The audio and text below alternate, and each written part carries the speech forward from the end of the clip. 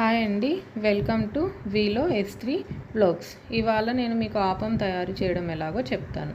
కావాల్సిన ingredients: 1 cup idli rice, 1 cup normal rice తీసుకోవాలి. 1/4 cup మినప్పప్పు తీసుకోండి. కొద్దిగా మెంతులు తీసుకుని బాగా కలిపి నానబెట్టండి. కనీసం 8 అవర్స్ అన్న నానితే బాగుంటుంది. నానిన తర్వాత మెత్తగా గ్రైండ్ చేసుకోవాలి పిండిని. తర్వాత దాంట్లో కొంచెం సాల్ట్ కలిపి రెడీ చేసుకుని పెట్టుకోవాలి.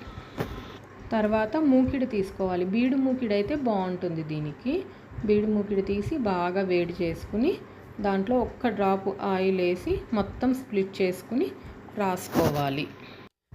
ఆయిల్ రాసుకున్నాక 2 గరిటెలు పిండి మూకిడిలో వేసి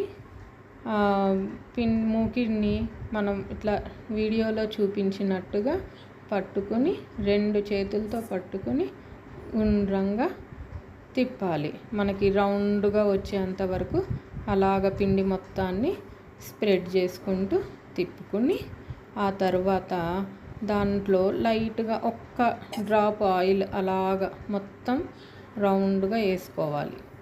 వేసుకున్న తర్వాత మూత పెట్టేసి ఉంచాలి.